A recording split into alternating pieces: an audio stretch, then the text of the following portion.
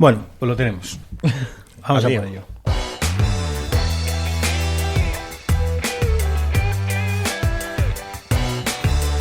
Hola a todos y bienvenidos al video podcast de Daniel Pérez V, en el que hablaremos sobre movilidad eléctrica como usuario y como profesional de la movilidad eléctrica.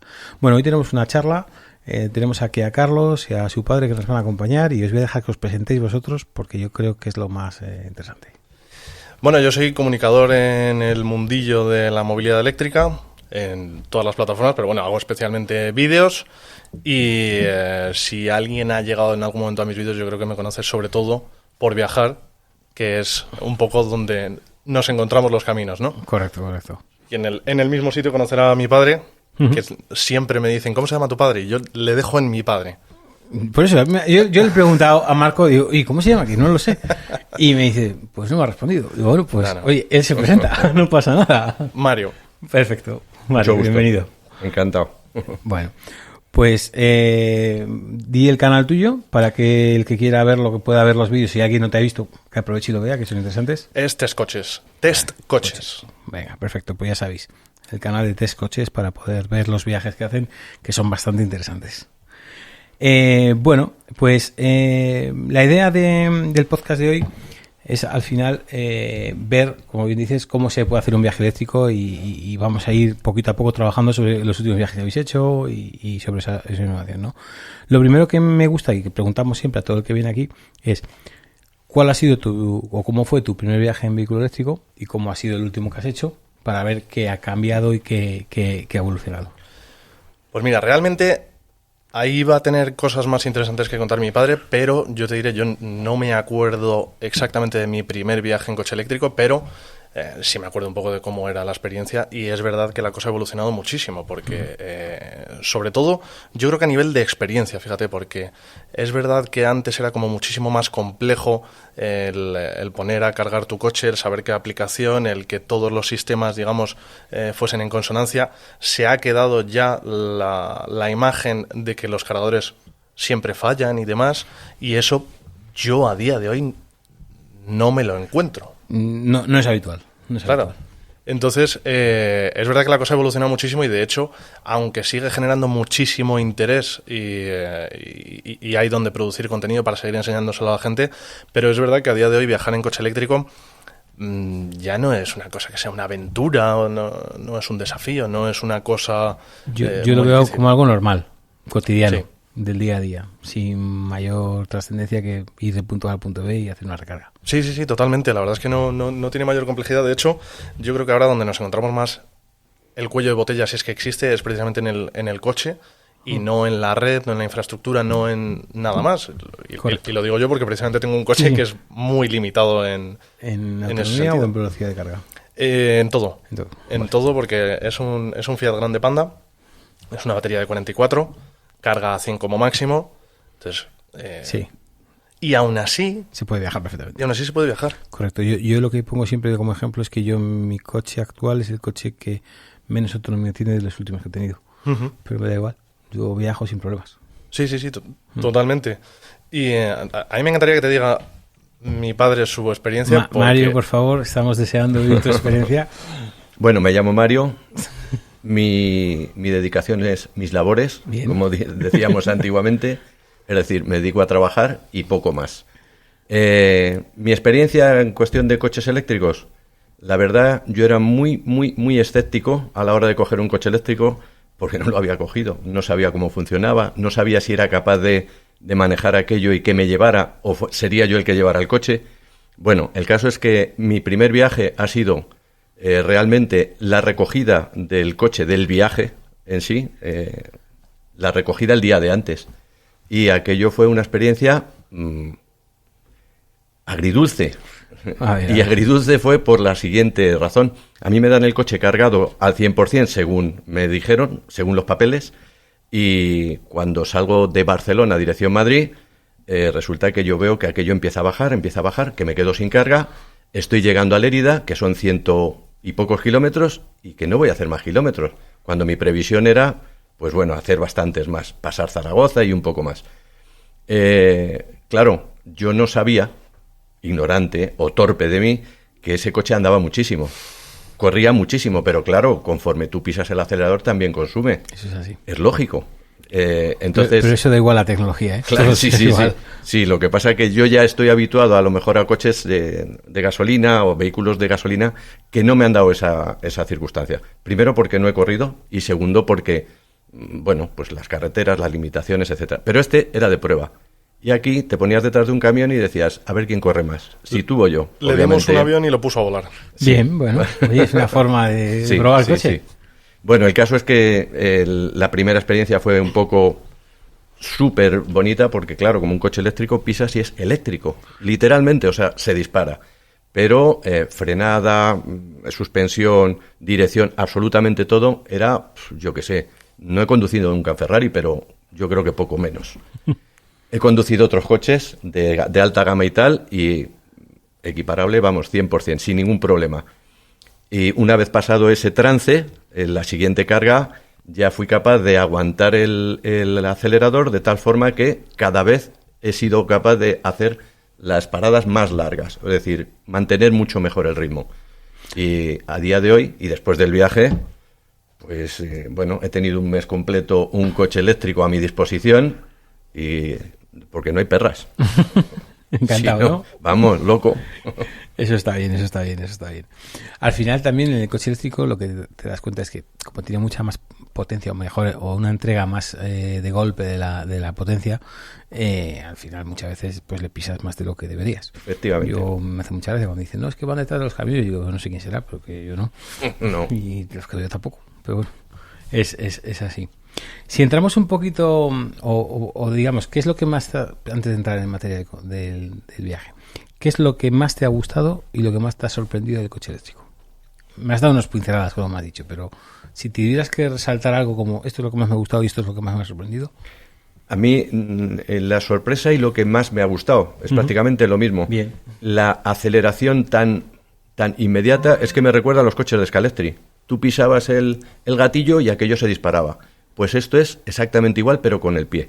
Vale. Es decir, tienes que tantear muy bien y porque al final eres tú el que estás presionando el gatillo. Entonces, esa reacción es maravillosa, es increíble. Y todavía no he encontrado un coche de gasolina que lo haya... No lo vas a encontrar. No.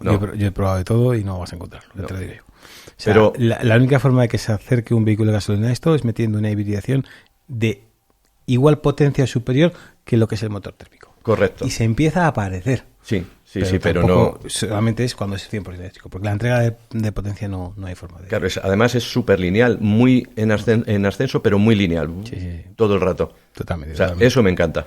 Es muy divertido. La gente cuando los conduce es lo que más le gusta finalmente. Eso y el confort en marcha. Sí. Al final no hay ruido, no hay vibraciones, Sí. ausencia. Entonces, bueno, pues como digo siempre, al final la queja del ruido es el ventilador del aire acondicionado, que suena mucho. Y dices, bueno, pues si llegamos a ese punto, es que algo ha cambiado en Sí. el transporte, ¿no? Y es cierto. Si vamos un poquito al viaje, a la preparación de cómo hiciste este viaje, bueno, lo primero vamos a decir a dónde fuiste, que no hemos hablado del viaje. ¿De dónde a dónde? Fuimos de Madrid, aunque yo estoy en Alicante, pero mis padres sí que viven en Madrid y al final pues ya sabes que todo el trabajo está En Madrid. parte de Madrid. Y fuimos allí a Cabo Norte, a Noruega, recorriendo pues un montón de países de ¿Cuántos Europa. kilómetros? ¿O por dónde hicisteis la ruta de...? La ruta la hicimos por donde dicen que es la ruta fea. Vale. Hicimos 5.000 kilómetros y nos fuimos más por Suecia que por Noruega. Bueno, pues, claro. Que todo el mundo dice que es la parte fea y cómo será entonces la parte bonita. Sí. La verdad, porque yo de Suecia me quedé enamorado. De hecho, llevo desde entonces buscando excusas para volver a Suecia. Nosotros hicimos un viaje, llegamos a Oslo, mucho más abajo, hace 2 años y algo, y a mí me encantó el viaje, toda la zona de subir de Dinamarca, Suecia, todo eso, hasta Noruega. Claro, tú subisteis para arriba por Suecia todavía. Sí. Sí. Sí, hicimos pues 5.000 kilómetros, un poco arriba, un poco abajo, pero hicimos 5.000 kilómetros de ida y los 5.000 de vuelta, evidentemente, claro. Entonces, ¿fuisteis por Francia-Italia o fuisteis Francia-Alemania? Francia-Alemania. Francia-Alemania, fuisteis a Alemania, ¿subisteis por Dinamarca o cruzasteis en el ferry? O sea, ¿subisteis por la parte de la península de Dinamarca o cruzasteis de Alemania en ferry a...? Cruzamos desde Dinamarca. El viaje fue te le digo de seguidillo, Vale. como me decían a mí en el cole. Salimos de Madrid, llegamos a París, es decir, cruzamos toda Francia, llegamos a París, de ahí nos desviamos hacia Bruselas, Bélgica, de Bruselas pasamos cruzando prácticamente todo Alemania, Düsseldorf, no sé qué, no sé cuántas, Hamburgo, etcétera, y cogimos ahí un ferry al final de Alemania. ¿En dónde cogiste el ferry? ¿Te acuerdas? Me acuerdo, pero no me acuerdo. No sé qué porte. No. Es que yo lo he hecho y crucé en otro sitio. ¿Cómo se llamaba? No, no has cruzado por el mismo sitio, seguramente. No, nosotros a la derecha del todo. Nosotros entramos por Italia, Austria, vale, vale. y subimos en línea recta a Alemania. Correcto. Vertical. Rostock. No, nosotros fuimos a dar directamente más a la izquierda. Más cerca de... Y cruzamos luego por el famoso puente que une Dinamarca con Suecia, etcétera. Bueno, pues de ahí todo Suecia hacia arriba, Finlandia y Noruega, Nordkapp. Qué bonito. Sí, francamente sí, es muy bonito. Un viaje muy chulo. Te he dicho, yo algunas partes de ese viaje y es muy bonito. La parte de arriba, que es la más bonita, no la he hecho. Pero es un viaje que quiero hacer. ¿Cómo surge la idea de un viaje así? Pues mira, la idea surge porque yo empiezo a crear contenido de una manera muy constante y muy fuerte en YouTube, y al final pues tú tienes tus referencias, tus propios intereses y demás, pero empiezas a encontrar ese punto en común tuyo con la audiencia. Con miedo siempre, porque lo que a ti te parece muy interesante y tú eres muy friki de aquello, pues no sabes cómo lo va a recibir la gente. Y a mí me encanta viajar, me encanta conducir, aunque en ese viaje no lo parecía porque condujo sobre todo mi padre, pero me encanta conducir y tal. Y aprovechando que yo vivo en Alicante y que los coches se cogen en Madrid, yo empecé a hacer pruebas de autonomía, carga, etcétera, constantemente, que eso te sonará de algo, yo creo, ¿no? Lo he hecho unos cuantos años. y vi, a mí me sorprendía porque yo hacía ese viaje, lo hacía sin demasiada dificultad y tal, pero vi que había un cierto interés. También siempre me han gustado mucho los coches pequeños, cortos de potencia, más llanos. Más normal. Sí, y entonces empezó todo a encajar con que viajaba, de repente cogía el coche más pequeño con el que yo mejor me lo pasaba y demás, y era lo que más gustaba. Y me planteé, viendo que todavía hay dudas de si se puede viajar o no en coche eléctrico, me planteé hacer algo que fuera como especialmente loco. De normal hago 500 kilómetros y ya la gente comprende un poco la dinámica y tal. Digo, pues vamos a hacer algo verdaderamente loco de un viaje que no hace todo el mundo de normal. Y se me pasaron por la cabeza muchos destinos. Se me pasó por la cabeza incluir a mi padre porque mejor ir dos en un viaje largo que ir uno. Sí, y me lo paso bien con él, tenemos los mismos gustos e inquietudes y son dos manos para sujetar una cámara. Ya está. Dije, pues vamos a meterle en el plan. Y entonces, pues bueno, desarrollándolo en la cabeza, digo, yo sé que mi padre siempre ha tenido el sueño de ir a Cabo Norte en moto.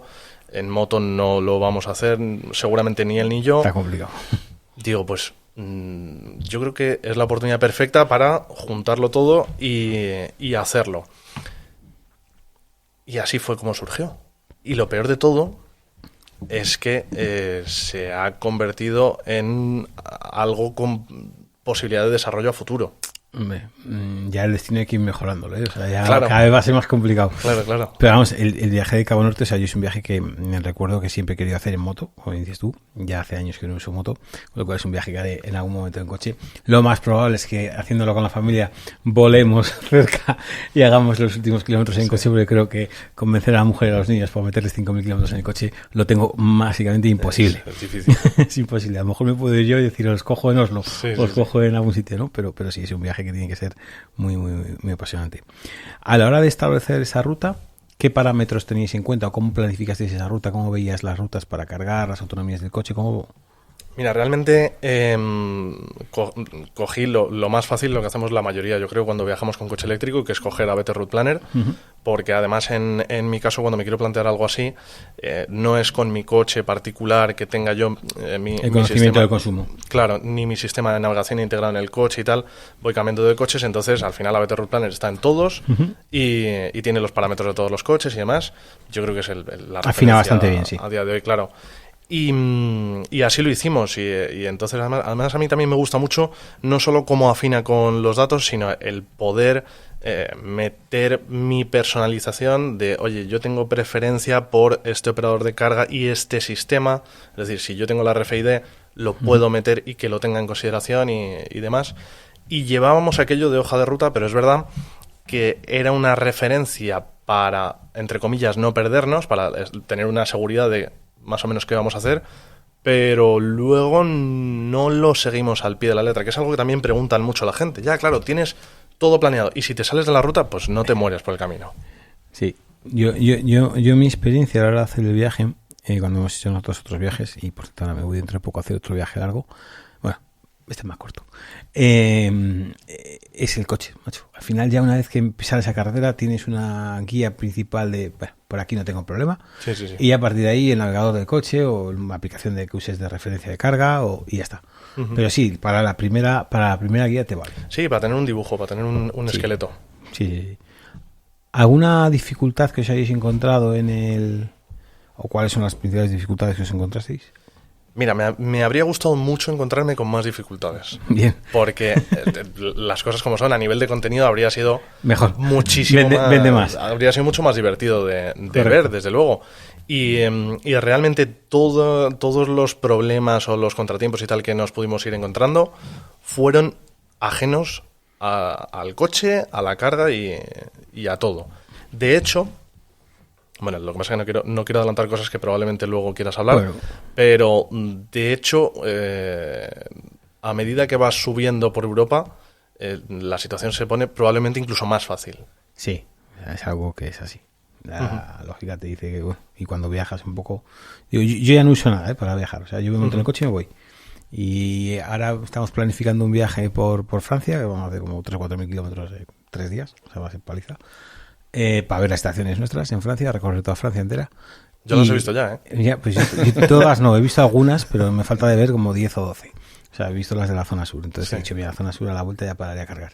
Pero vamos a hacer todo lo nuevo que tenemos y vamos, es una ruta que es, pongo los waypoints de dónde tengo que pasar y ya cargaré. Sí. O sea, no me preocupo ni lo más mínimo. Sé que no hay problema para cargar en ningún lado ya hoy en día. No. Es lo más sencillo y lo más fácil. Como bien decíais antes, nosotros cuando montamos la empresa al principio se llamaba easyCharger porque queríamos hacer que la carga fuera fácil. Cuando cambiamos el nombre ya era fácil hacer la carga, ya no era ninguna complejidad, no tenía ningún sentido ese nombre. Por eso fue el cambio de nombre también a algo que fuera diferente. Sí. Pero era así, es así. Pues oye, no encontrarse dificultades en la carga es positivo, porque al final eso lo que viene a decir es que viajar en coche eléctrico, lo que hablamos siempre, que es sencillo, que es fácil y que no tiene ninguna complejidad, que yo creo que a veces es hasta más difícil, o sea, porque tú vas con la tarjeta de carga y vas pasando la tarjeta de carga a la ZCard y vas cargando o el sistema que uses de pago, y es sencillo. Cuando tú tienes que ir a la gasolina, empezar a entenderte, sobre todo fuera de horarios, y ahí es cuando se te complica más, cuando tienes que coger una máquina y tocar un lenguaje que no es el tuyo.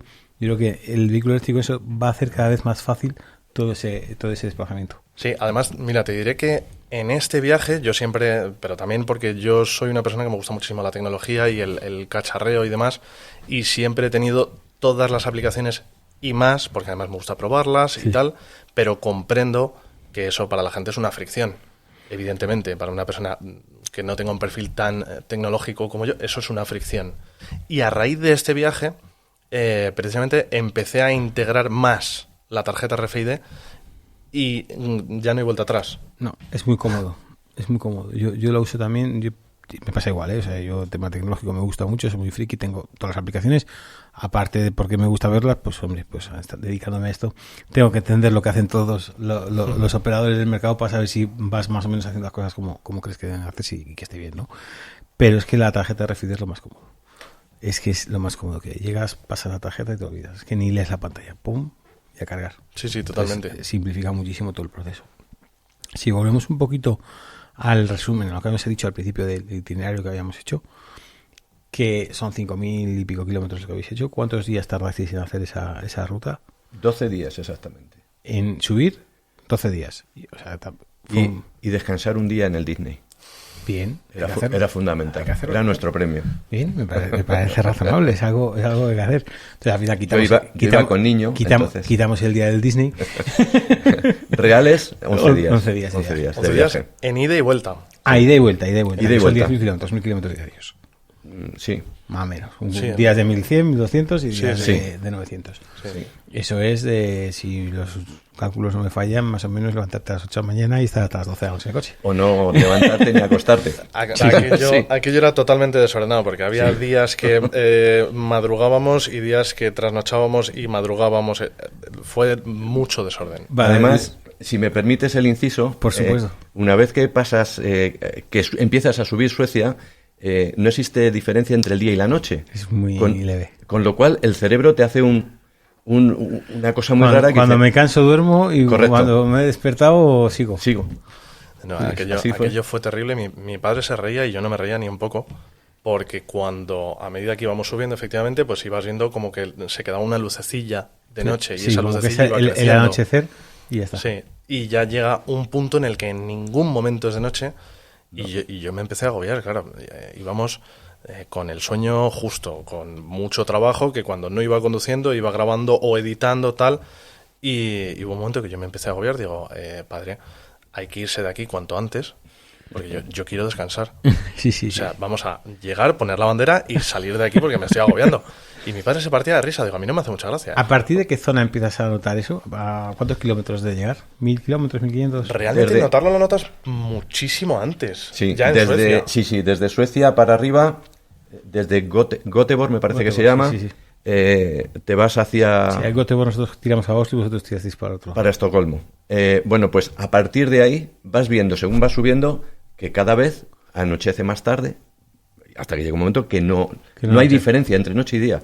No lo hay. Ya en Finlandia. En Finlandia ya aquello fue... En Finlandia era, sí, era de allí día era todo de el día rato. del todo. Sí. Y fue tal como dices, llegar, poner la bandera, hacer la foto de rigor que hubo y dar la vuelta. Pero ya era de noche, en teoría. El sello ya de era de pasaporte noche, no era... Y ya está. Y a seguir. Curioso, Sí. curioso. No, eso es... La verdad que, mira, no me ha pasado, pero tiene que ser chocante. O sea, Es incómodo. Sí. Sí, Es es raro, incómodo. raro. Tiene que ser complicado, sí. Porque a la hora de gestionar, normalmente, yo recuerdo, yo no cedí el coche en ningún momento. O sea, yo me hice los 11.000 kilómetros que hicimos nosotros, me los conduje yo enteros. Me decían, oye, ¿qué? Digo, no, me acababa de dar el coche el día antes. Y digo, el coche lo uso yo y le hice los 11.000 primeros kilómetros de rodaje. Pero los hice enteros. Y yo recuerdo ya llegando, el día que más cansado llegaba yo a Rostock. Llegamos a Rostock, habíamos dormido en Múnich y cruzamos toda Alemania entero y al final son un montón de horas. Y yo llegaba agotado. Y de eso que pues Alemania tiene que no hay límite de velocidad, entonces pues ir a la velocidad que te dé la gana, quitando las zonas que hay límites. Entonces pues normalmente siempre vas un poco más rápido o algo más rápido de 120, es lo normal, porque el tráfico te lleva. Y el último tramo yo ya iba a 120, 110, cansado. Y me dice, ¿estás cansado como un perro? Digo, sí, estoy agotado. Dice, si es que vas a... Digo, pues sí. Claro, y al final se nota. Sí. Y si encima cuando llegas no puedes, porque no duermes igual, porque al final la melatonina no se activa y todo. Exacto. Eso tiene que ser complicado. No había caído en ese punto, pero Sí. es curioso. Vale, estaba repasando peculiaridades de los países o anécdotas que tengáis en los países según ir subiendo para arriba, porque sí que es cierto que la cultura cambia en cada país y yo tengo mis particularidades de ese viaje, pero ¿qué habéis visto? ¿Qué peculiaridades habéis visto? Mira, a mí me encantó. Yo hablaba con mi padre que yo llevaba la sensación... A ver, también yo soy muy emocional y muy tal, y es verdad que el viaje a lo tonto me removió mucho en muchos sentidos. Y yo hablaba con mi padre que me resultó curioso el que lo hicimos todo tan rápido, no descansando tanto, etcétera. Pasó como todo tan rápido que era como ver pasar una película por el parabrisas del coche, estar constantemente viendo una película. Y hablábamos mucho, y ahora de hecho te contaré algo sobre las redes de carga y demás, hablábamos mucho de que es agradable viajar por toda Europa y ver que sigues estando en casa, pero al mismo tiempo es verdad que parece que esas diferencias culturales poco a poco se van diluyendo y también te da una cierta sensación de que, no sé, a mí me gustaría que se mantuvieran ciertas... sí. La esencia. Sí. Se va perdiendo. Yo, en mi opinión, la mayor diferencia que he notado es la alimentación. Uh-huh. O sea, notas el cambio de un país a otro Sí. en la comida. El resto, pues oye, vas visitando pequeñas diferencias en el día a día, pero como dices tú, se van diluyendo. Uh-huh. No son muy... A no ser que te metas en las ciudades grandes a verlas o los pueblecitos y tal, pero cuando vas circulando, yo notaba las diferencias de... Hemos cambiado de sitio. Cuando parabas a comer en carretera, parabas en un restaurante, parabas en una cafetería, pedías algo, era completamente distinto. El tipo de alimentación iba cambiando completamente. Según vas para arriba es más como dice un refill, o sea, rellena energía como puedas y sigue. Sí. Y eso notas a las zonas sures, a las zonas nortes. Pero porque es que justo en ese tema ganamos a todos. Bueno. Entonces, claro, ahí te muevas a donde te muevas vas a peor. Sí, seguro. pero da igual, aunque vayas a peor o a mejor, simplemente es notar las diferencias. Sí. Eso es donde yo me lo notaba. Es probable ir, según subes para arriba, normalmente es peor porque al final, básicamente, ahí la comida es distinta. No es lo mismo. Mira, en este sentido, en lo que influye a las redes de carga, me resultó muy curioso. Nosotros ya conocíamos Francia, porque nos gusta ir todos los años que podemos a Disneyland París. Es nuestro viaje de culto. Y Francia es un espectáculo. Y en eso vosotros habéis puesto vuestro granito de arena. Y es un espectáculo porque tú vas por la autopistas excelentes, además, las pagas, pero son excelentes. Y el despliegue de estaciones de carga que hay allí es, yo creo que lo mejor que hemos visto en toda Europa. No te hablo de número concreto de despliegue, que eso seguramente tú sabrás en qué países hay más o menos, pero sí yo creo que en la calidad del despliegue. Y es verdad que en Francia parece que hay un muy buen despliegue en autopista, mientras que en otros países, a medida que íbamos subiendo, lo que tienes es como más un despliegue de mucha potencia a un nivel más local, como con mayor capilaridad. Entonces, a lo mejor te vas a un IKEA y en vez de tener muchos cargadores lentos, tienes una serie de torretas de carga rápida que parece que estás en una de esas estaciones de autopista y están ahí en un área comercial. Yo creo nos pasó igual, ¿eh? O sea, al final lo que ibas viendo que según subes para el norte va habiendo más hubs de carga separados un poquito de las zonas de autopista o autovías. Me imagino que por la idiosincrasia del despliegue por tiempos y momentums. O sea, al final, cuando tú haces un despliegue, Francia lo ha hecho de otra forma. En Francia todos son autopistas de peaje, con lo cual es muy sencillo. Sacan una concesión en la autopista y montas los cargadores en la autopista. Ya está, se acabó el problema. El resto de los países ya no es así. Ya son carreteras públicas, concesiones que van venciendo en diferentes momentos temporales, alinear todo eso es bastante más complejo. Ha ido creciendo la red de carga fuera de las carreteras porque han ido creciendo y ya al final han conseguido tener esa capilaridad, esa potencia alrededor, que ahora montarlo en la carretera quizás no tenga ni sentido económico porque la gente ya está acostumbrada a salir. Claro. O sea, hay muchos factores que van marcando y lo ves en el despliegue. Por ejemplo, en Noruega veías muchas estaciones desperdigadas y Suecia, es decir, salías en una carretera y te encontrabas 4 operadores, 5 operadores al lado. Pero es que también en Europa lo que hay es como minicentros comerciales o 4 o 5 restaurantes con unas tiendas, supermercados al lado de la carretera, que yo no lo he visto. Bueno, en España eso no tiene sentido, pero ahí lo ves y ahí tienes una mini ciudad con todos los servicios, porque generalmente la gente vive más desperdigada. Entonces sí que tienes esas casuísticas en las redes de carga y esa capilaridad es mucho mayor. Pero yo creo que ha sido porque ese germen inicial ha ido creciendo alrededor de esa zona y se ha hecho así. Es mi percepción, ¿eh? Es muy curioso verlo porque es verdad que es muy distinto. ¿Qué es mejor? No lo sé. Al final, en los dos modelos, en los dos planteamientos, estás igualmente bien cubierto para cargar. Sí, totalmente. Mira, nosotros en su momento mirábamos eso y, o sea, mi viaje era para ver estaciones de carga. Hicimos un viaje que vimos 200 y pico, 300 estaciones de carga que paramos a cargar en cada una de ellas. Entonces nos parábamos, bajábamos, hacíamos fotos, mirábamos, preguntábamos al cliente que estaba ahí cargando, que oye, ¿por qué cargas aquí? ¿Cómo cargas? O sea, miramos todo para entender un poco cómo iba el mercado, ¿no? Y lo que veías es eso, que las cargas son más pequeñas, de menos tiempo, que la gente está acostumbrada a hacer cargas de 5 o 10 minutitos rápidos y me voy. Entonces tiene todas esas casuísticas que son diferentes al uso quizás aquí en España, porque tradicionalmente estamos acostumbrados con un vehículo de combustión en España, pero porque la vida y los desplazamientos son distintos en cada país. Entonces te das esas variaciones. A nivel de carga, ¿qué es lo más destacado que has visto o las cosas que más te han llamado la atención en cada país o en diferentes países? ¿O ha habido cosas que dices? Lo que sí que me sorprende en realidad es el modelo de despliegue. Yo creo que me arriesgo a decir con toda seguridad que vosotros habéis planteado una sorpresa en España con esas marquesinas tan imponentes, esos despliegues tan bien formalizados con sus buenas plazas de aparcamiento, con su despliegue complementario de no solo buscar los mejores cargadores de marcas referentes, etcétera, sino también un soporte de baterías o soporte de este tipo de cosas. Y es verdad que cuando sales a Europa, vosotros entráis en un terreno un poquito más homogéneo.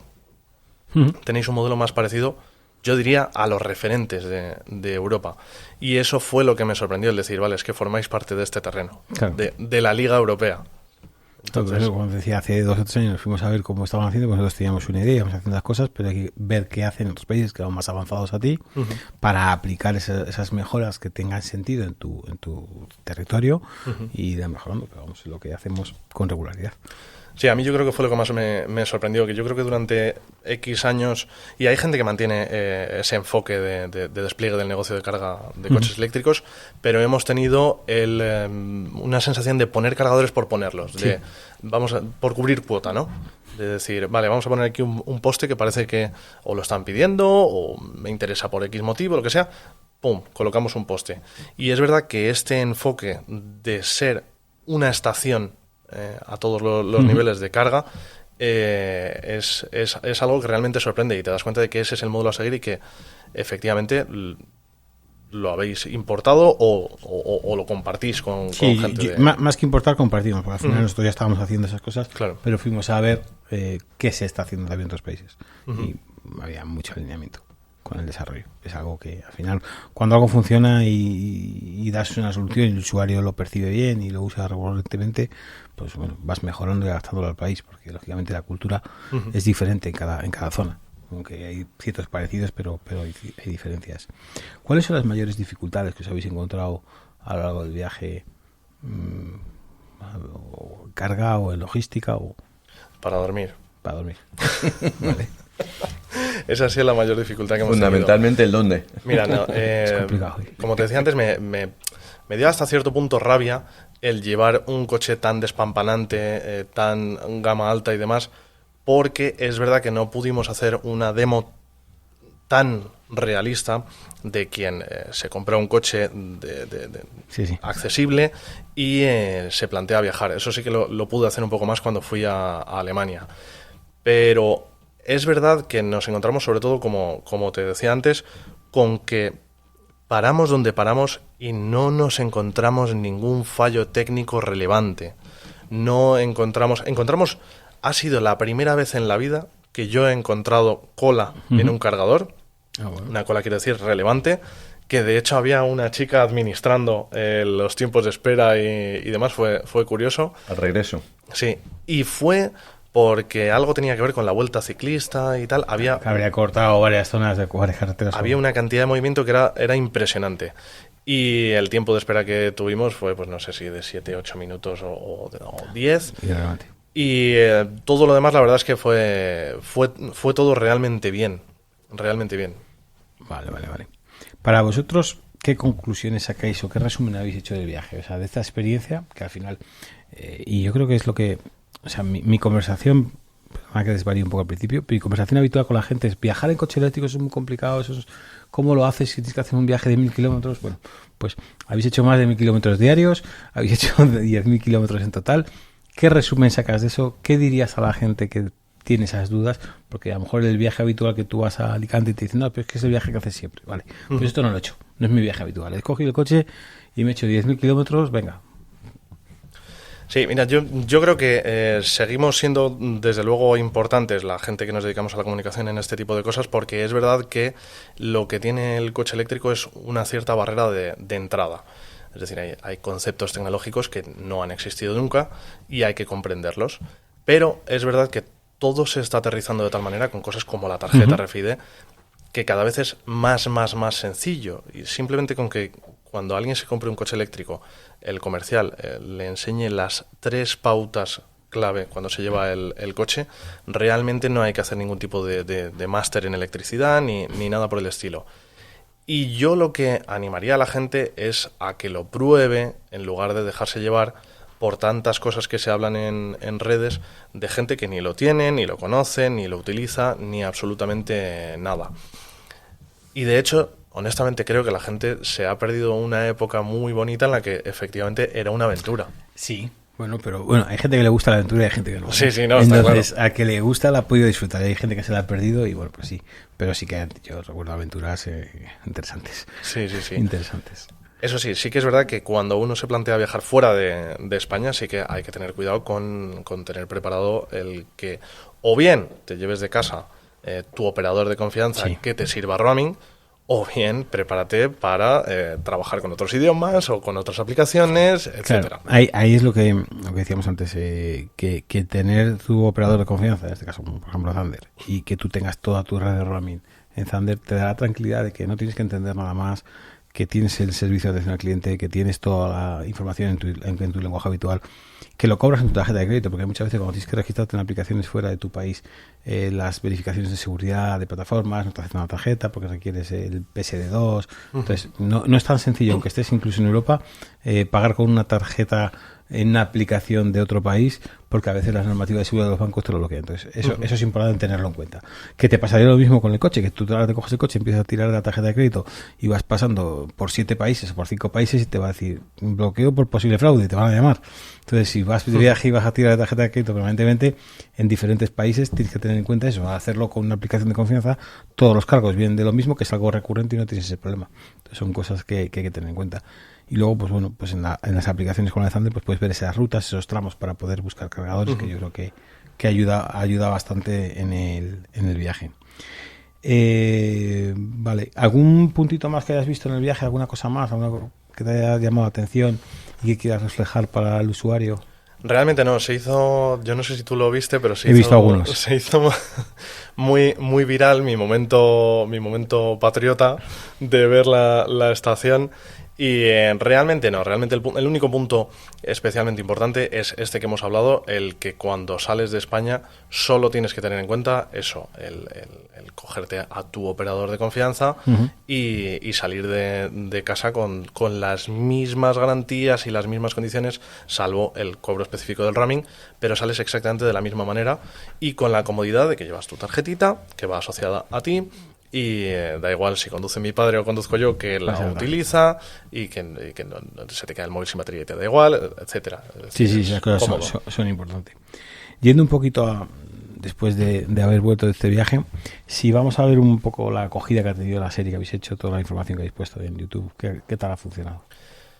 Yo no me esperaba el impacto positivo que ha tenido. Es decir, no tenía expectativas. De hecho, yo lo hablaba mucho con mi mujer, que está mano a mano conmigo en el canal de YouTube, a la sombra.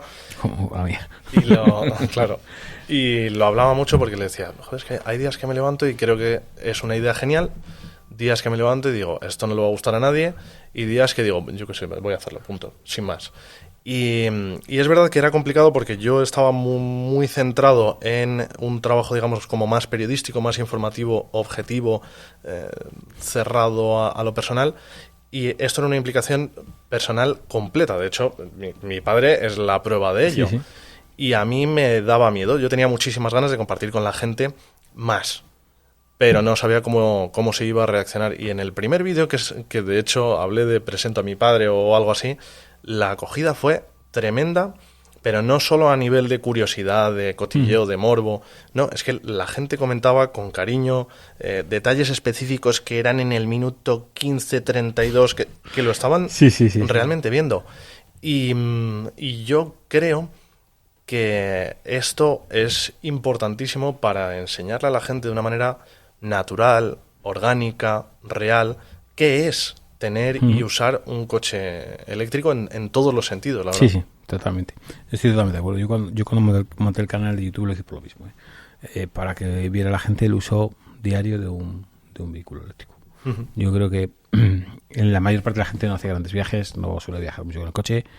Yo creo que estoy en el grupo excepcional del 1 o 2% que hacemos más de 50.000 kilómetros al año. Entonces, pues si puedes compartir esas experiencias y dar esa información, vas a quitar dudas y vas a ayudar a solventar sobre todo desconfianza y dudas. Desinformación, diría yo, más que falta de información, porque hay mucha desinformación alrededor de la movilidad. Entonces, dar una información cierta, simple, cercana y contar lo que es tu experiencia del día a día, creo que ayuda mucho más que cualquier otra cosa que quieras hacer eso. Oye, este es mi día a día, mi viaje, he hecho esto, lo he hecho así, asado. Sí, sí, sí. Para aquí he tenido este problema, para este sitio no he tenido ningún problema, para aquí no he tenido ningún problema.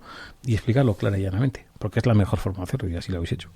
Además, lo que te estaba diciendo antes, al final mi trabajo consistía en traerme el coche y una vez traído a mi posición, hacerle la habitual review y demás. Sí. Es decir, lo único que hice fue empezar a grabar parte del proceso, que era el viaje. El viaje no era el contenido, no soy comercial de coches, no soy una marca de coches.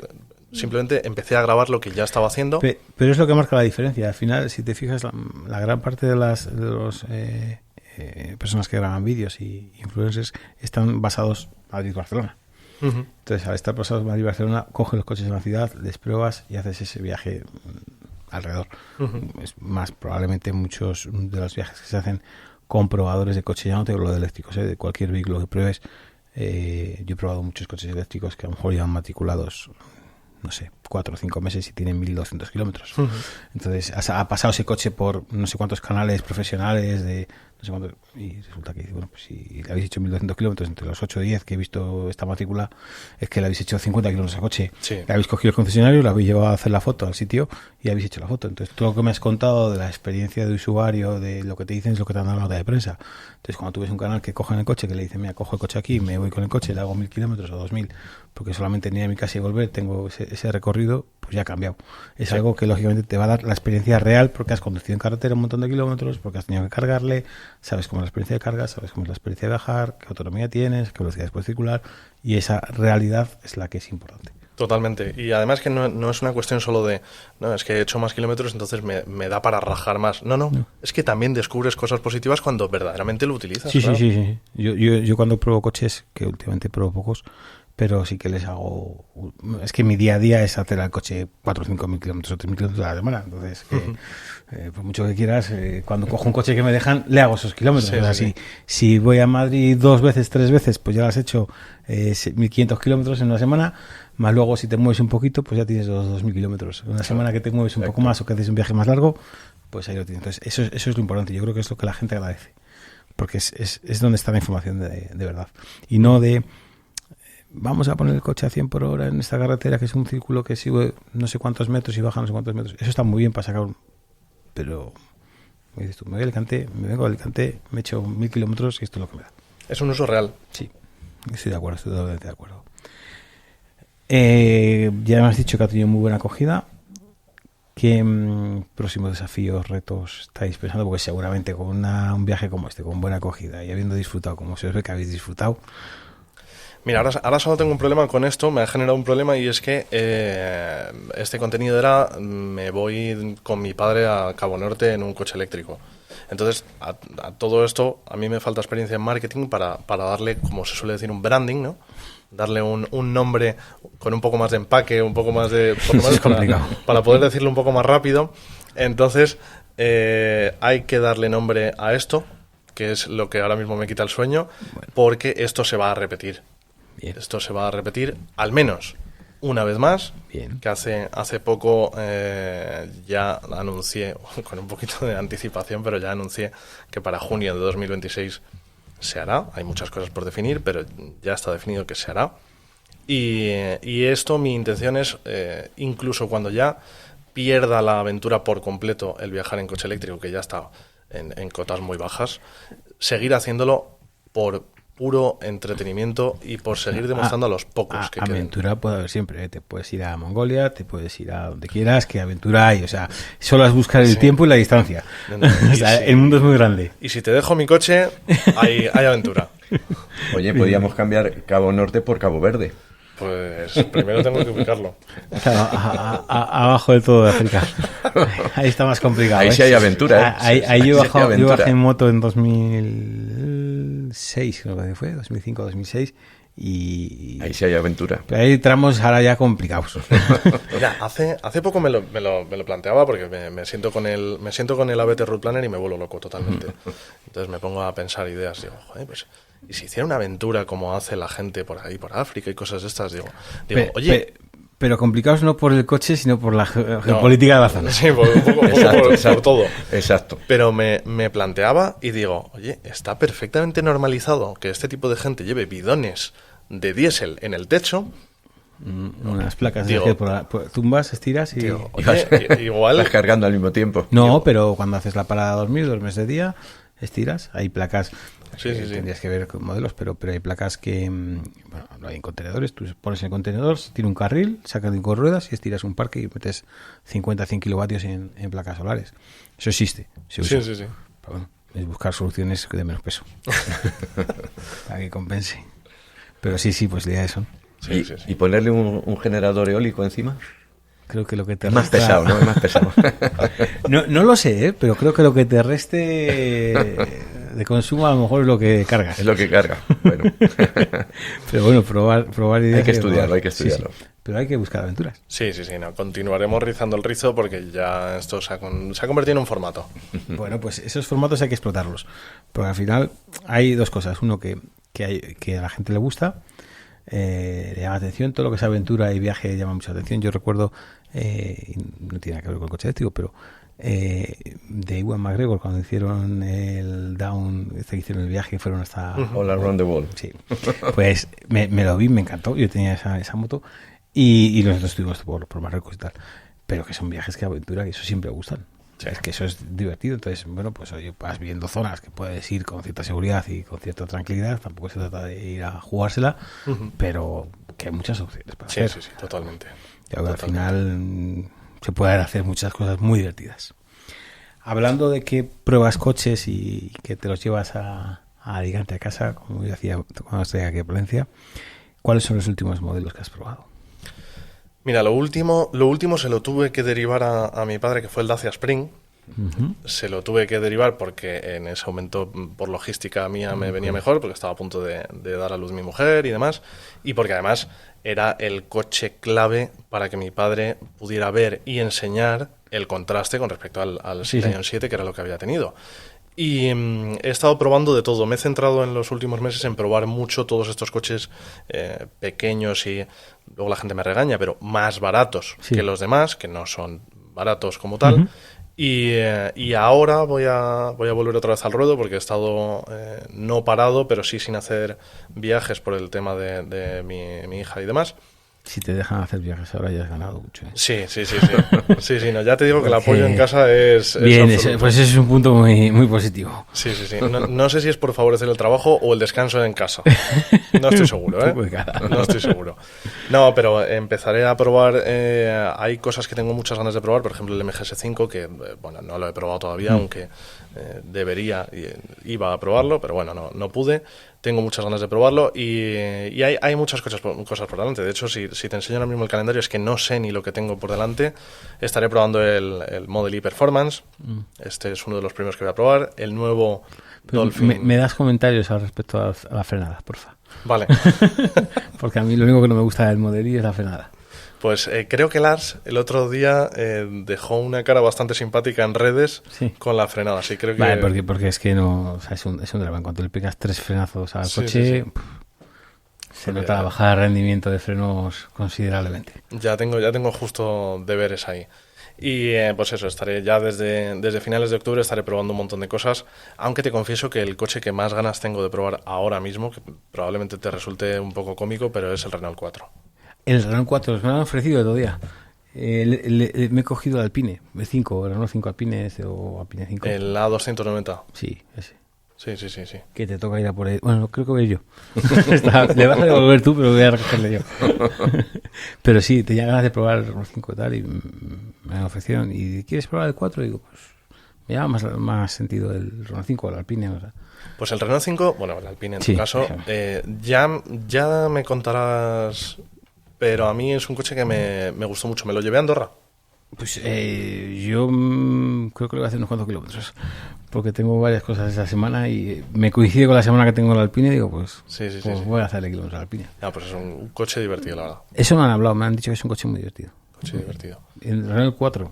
El Renault 4. ¿Y te han dado fecha o no te han dado fecha? Sí, estaré probándolo para Navidades.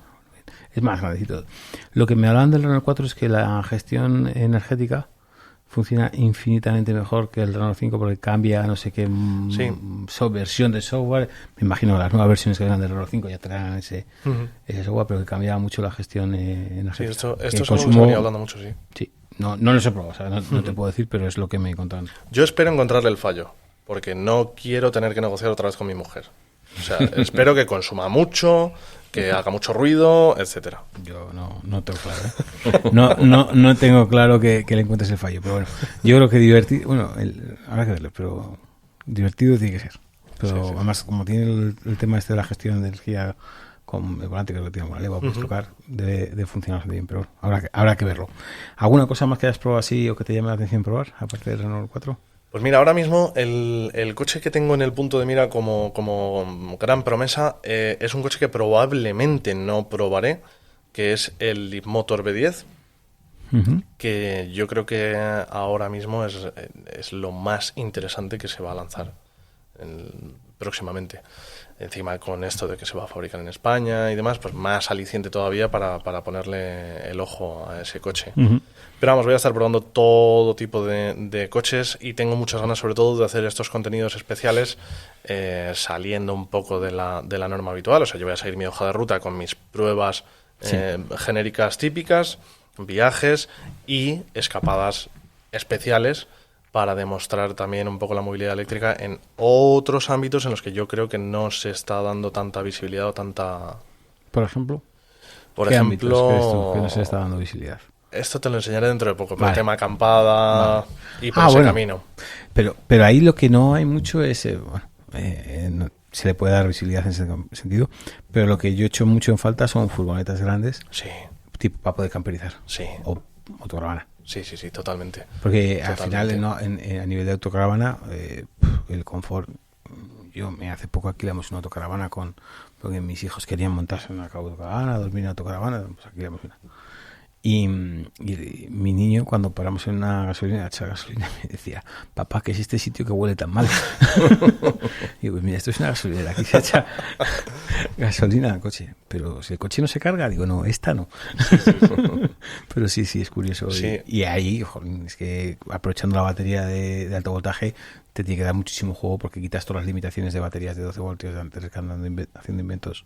Sí, efectivamente. Yo hace poco lo pensaba, que digo, ostras, si al final la complicación en este tipo de... No solo en las autocaravanas, también en las camper, que las furgonetas de tamaño mediano... Y tenía una Ducato en su momento. Sí, pues todo este tema están muy de moda y demás, sobre todo después de la pandemia. Toda la complicación que tienes es todo el complemento eléctrico o de gas. Yo recuerdo que en la mía todo el problema, porque yo quería poner aire acondicionado en la parte trasera. Al final casi imposible, solo funciona con el motor arrancado, porque el generador, porque consume. Joder, es que esto si no es un horror. Es que en verano no la puedo usar. O sea, si en verano, a no ser que me vaya al norte y me pille un día bueno, como baje para el sur, no puedo, porque tú imagínate, todo chapa puesto en la calle, pues cuando te montas no tienes 50 grados. Entonces necesitas algo que saques. El ventilador está muy bien, pero no es lo óptimo, ¿no? Pues yo creo que ahí hay una capacidad de desarrollo muy grande. Sí, nosotros tuvimos una Super Brick 728 y le pusimos un generador metido dentro de la estructura, pero el ruido que armaba aquello era... Pero que la de Dios, exactamente. Yo estuve mirando baterías de litio en su momento, poner opciones, pero es que era carísimo, era imposible, o sea, no había una solución válida. Pues al final eran como 1500 de consumo, 1500 vatios, 1800 vatios. Es que esto no lo aguantas. Entonces era... Fuera de camping, no. Claro, entonces la autocaravana o el camper te da la ventaja de poder estar fuera de camping. Exacto. O sea, pasar días fuera de camping. Habrá días que estés en camping y días que estés fuera. Pero bueno, yo creo que ahí sí que hay. Sí. Y los coches al final tienes el Vehicle to Load, Vehicle to... Efectivamente. Que eso te da ese extra. Sí, no, es que te hace el juego entero. Quizás un carro de estos... no es mala, ¿eh? Pero... Enchufado al coche. Sí. Pero sí, por ahí vamos a enseñar, porque yo estoy deseando que todo ese mercado se desarrolle. De hecho, la ID Buzz a mí me parece... Tengo ganas de probarla. Tengo que llamar otra vez a para probarla, porque hablamos en su momento, probé una de 5 plazas y quería probar la de 7 plazas. Pero no tenían ninguna matriculada cuando estoy hablando con ellos para prensa y tal. Y es que lo he dejado. Pero tengo que llamarles porque me parece una furgoneta muy graciosa de probar. No, es súper interesante. Eso es, hay que probarlo, Bueno, pues yo creo que más o menos hemos dado un repaso de todas las cosillas. ¿Algún punto que queráis comentar? ¿Algún chascarrillo? ¿Alguna cosa que haya pasado sobre el viaje? Mario, que te desanimó poco esta vez. Yo no, vamos, súper encantado, loco por el próximo que tenemos en mente. Bien. Y si mi hijo me deja, yo me apuntaré. Bien. Pero a lo mejor no como conductor, como acompañante, porque mis años van pasando. Los suyos no, pero los míos sí. Pasan muy deprisa.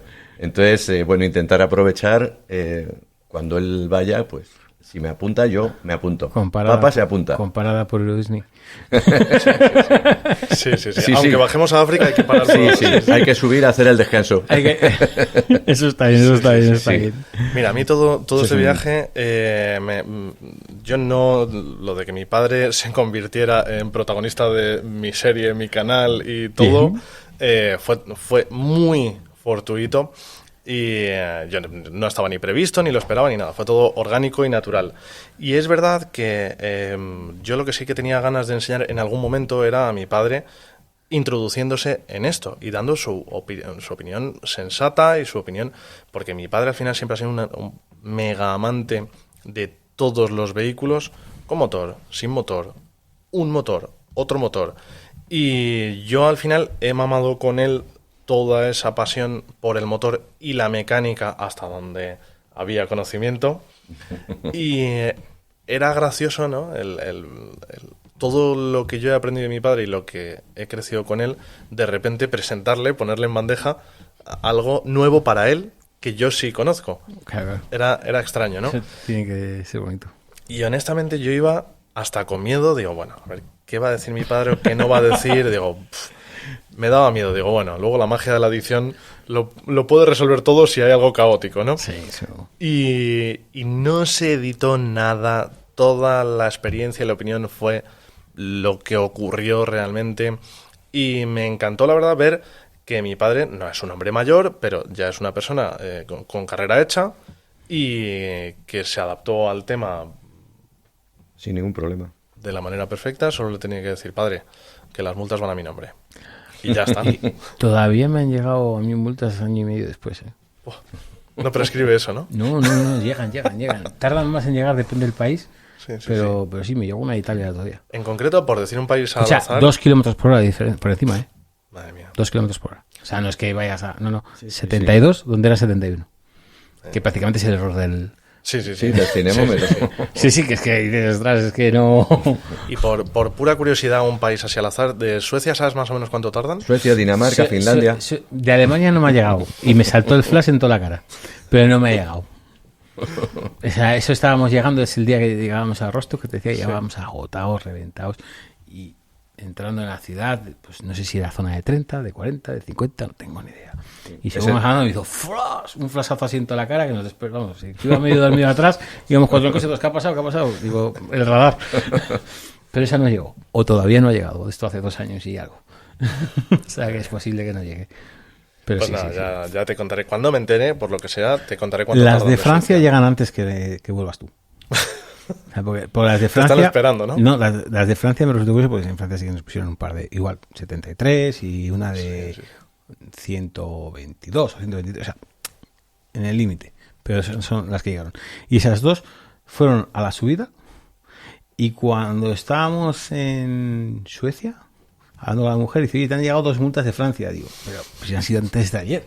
Dice, sí, pues ya las tienes aquí en... Digo, vale. Fíjate, en otros tiempos, que es que yo soy muy mayor, según ibas cruzando Francia, en los peajes, detrás del peaje te estaban esperando, para que la pagaras en el momento. Pues ahora ya no. Han dicho, no hace falta, que ya tenemos digitalizado, llega a casa rápidamente. Pero increíble, ¿eh? O sea, más rápido que las de España.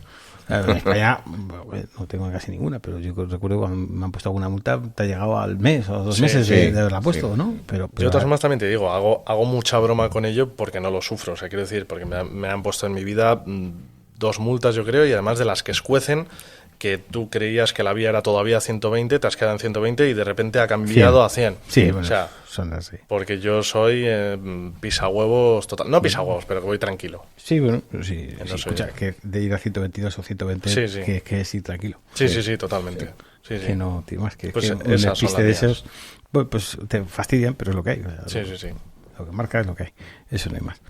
Bueno, ya por ir cerrando, normalmente hacemos siempre una pregunta, que es ¿cómo definiríais la movilidad eléctrica en una frase?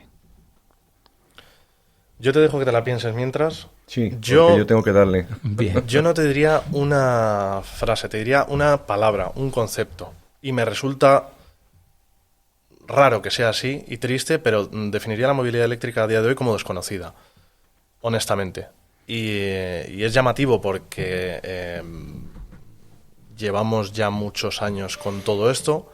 Es llamativo porque ya somos mucha gente que informamos sobre esto y con mucha profundidad y demás.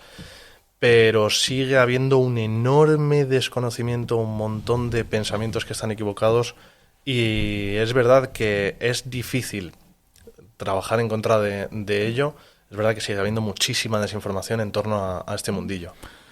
Estoy totalmente de acuerdo. El otro día estábamos en un congreso y me preguntaban ¿qué es lo que falta a la movilidad eléctrica ahora mismo para seguir creciendo? Digo, información. Sí. No está. No falta nada. No faltan cargadores, no faltan coches, falta información. Totalmente. Sí. ¿Se te ocurre a ti cómo la definirías? Yo, con 2 palabras, interesada e interesante. Bien. Interesada, ¿por qué? Porque hay gente, mucha gente, interesada en manejarlo de alguna forma no explícita, no de una forma que lo sepa todo el mundo, que lo conozca todo el mundo. Interesante, que lo conozca todo el mundo. Que todo el mundo se meta en este mundillo, que pruebe, porque yo, como he dicho al principio, he sido siempre un escéptico del tema eléctrico. Y cuando te manejas con ello, cuando lo tienes día a día, 2, 3 días, no hace falta muchísimo más, pero sí es importante conocerlo porque todas las cosillas que te surgen es simplemente por ignorancia, por desconocimiento, porque no te dan la información que de verdad importa. A mí me importa muy poco que lleve una batería de calo no sé cuántos y de cequelemplón. Me da igual. Lo que me da el día a día es que yo salgo a mi trabajo, cargo 2 veces, una vez, las que sean, y que eso me repercute a mi bolsillo en tanto o cuanto. Y eso es la experiencia, no te lo da otra forma. Hago un inciso.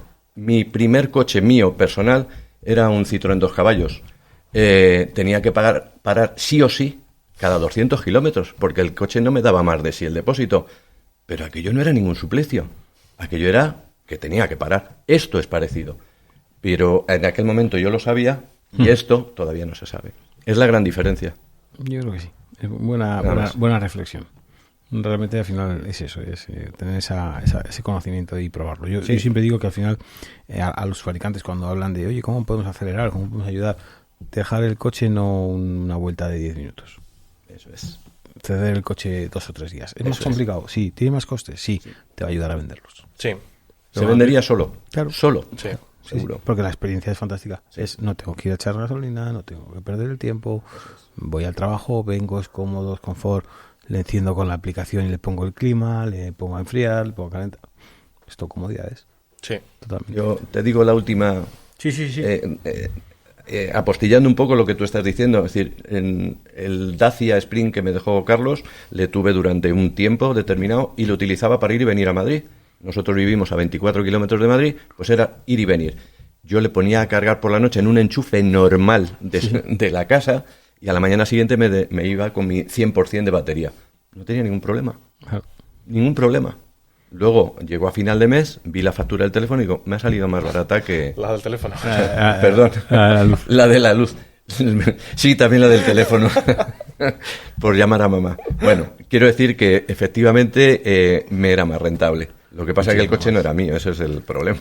Sí, no, es mucho más rentable. Cuando hablas con gente que lo usa a nivel profesional, las diferencias son abismales. Sí. Lo peor de todo, perdón, es que sigue manteniéndose el concepto de no, tienes que tener cargador en casa. Y cuando alguien pasa esa barrera, te dice, no, puedes tener coche eléctrico, pero te va a salir mucho más caro. Hace un par de días o 3 ponía yo un tuit enseñando mis números, sin ninguna suscripción, sin ninguna condición especial, nada, cargando en el Mercadona. En mi día a día cargando en el Mercadona y en mi gimnasio. Y enseñaba los números y enseñaba cómo gasto menos que con un térmico sin tener cargador en casa. Correcto.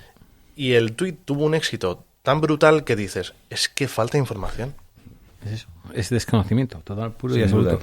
Y encima, al final muchas veces se polarizan las cosas y tienes el a favor y el en contra, y estás enfrentados. Que es que esto no es ni a favor ni en contra, que es una alternativa a la movilidad más eficiente, más ecológica, más barata, bueno, pues está, el que quiera que lo coja y el que no, que siga protestando, que no pasa más.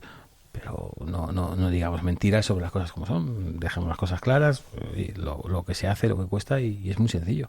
Sí, sí, sí. Si tienes un cargador en casa, es la repera, porque es que es súper económico. Es el caso en el que no hay duda. Ya no hay duda. Si no tienes un cargador en casa, no pasa nada. Nadie tiene un generador de gasolina en casa y te sigue saliendo más barato. No hay ningún problema. Cierto. Entonces, son todo ventajas en ese aspecto. Oye, pues muchísimas gracias a los dos por esta visita a Palencia y por grabar este podcast y poder compartir con todo el mundo vuestra experiencia, además de los viajes que pueden ver en la página de Test Coches. Y pues nada más, despedirnos y daros de nuevo las gracias. Muchísimas gracias a ti Gracias y a que ti. haya más. Sí, eso esperamos. Pues nos podéis seguir en las redes sociales, en Daniel Pérez CV y aquí en YouTube, o también podéis seguir en el canal de YouTube. Twitter también tenías, Sí, yo estoy en todas partes. @testcoches. Test Coches, Carlos González. Perfecto, pues ahí lo tenéis. Muchas gracias a todos.